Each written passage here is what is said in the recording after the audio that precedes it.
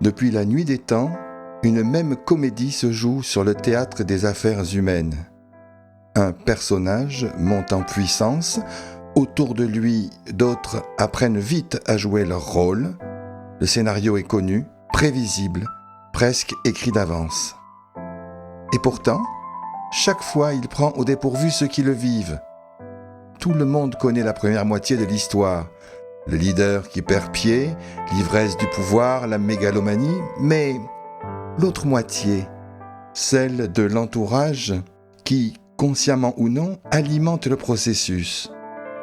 Eh bien, cette autre moitié reste curieusement dans l'ombre. Et si, pour une fois, on décryptait les deux ensemble ? Imaginez une personne compétente, lucide, douée d'un vrai sens du discernement. Elle accède à un poste de pouvoir. Jusque-là, rien d'anormal. Ses qualités l'ont portée là où elle est.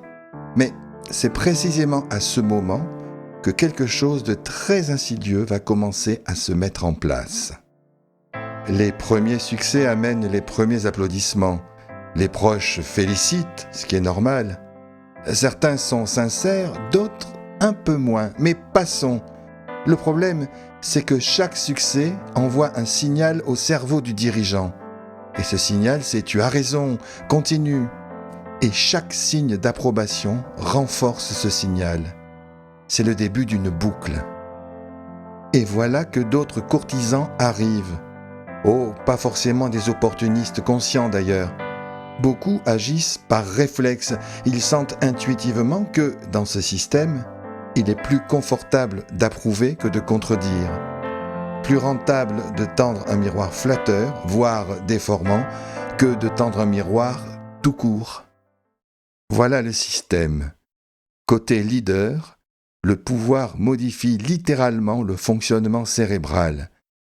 Un psychologue américain a montré que les personnes en position de pouvoir cessent progressivement de se mettre à la place d'autrui. C'est ce qu'on appelle un déficit de mirroring. Résultat, elles deviennent moins capables de percevoir ce que les autres pensent vraiment. Côté courtisan, dès 1964, un psychologue a démontré que la flatterie est une stratégie rationnelle de survie sociale et que, point crucial, les deux parties se mentent à elles-mêmes sur ce qu'elles font. Le flatteur se croit sincère, le flatté se croit clairvoyant. Et le cercle tourne. L'isolement s'installe. Les voix discordantes, une à une, se taisent ou s'en vont. Non pas parce qu'elles ont tort, mais parce que le système les rejette, un peu comme un organisme rejette un corps étranger. Un spécialiste du leadership résume la chose ainsi. Le danger survient quand les dirigeants commencent à croire aux mensonges de leur entourage et à y prendre plaisir. Ce phénomène a été notamment mis en lumière dans une revue scientifique de renom. Plus le pouvoir dure, plus la confiance en soi grimpe et plus la lucidité sur soi-même s'effondre.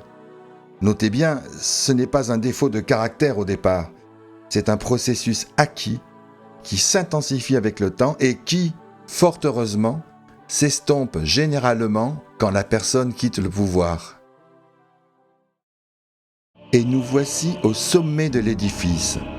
Tout le monde voit bien que le roi est nu, sauf le roi lui-même, et sauf ceux qui ont trop à perdre en le disant. Comme dans le conte d'Andersen, il faudra la voix d'un enfant, quelqu'un qui n'a rien à gagner ni à perdre dans ce système, pour que la vérité ait une chance de percer enfin la muraille. Ce moment de vérité, quand il arrive, et il finit fatalement par arriver, est souvent aussi douloureux pour les courtisans que pour le roi. Car les uns et les autres doivent soudain affronter la même question: à quel moment exactement ai-je cessé de voir ce qui était pourtant sous mes yeux? La bonne nouvelle, c'est que ce syndrome d'hubris est réversible. Les chercheurs qui l'ont décrit l'ont eux-mêmes souligné. Quand le pouvoir cesse, les symptômes reculent. La question n'est donc pas de savoir si le pouvoir corrompt, La réponse est oui, tendanciellement. La vraie question est, quel garde-fou mettons-nous en place ? L'humour, le doute, des proches qui osent dire non, et peut-être, de temps en temps, savoir écouter les enfants. Ce mécanisme ne choisit pas ses victimes.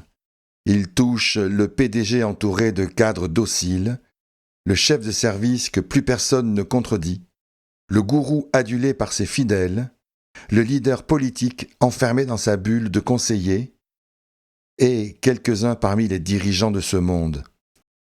Suivez mon regard.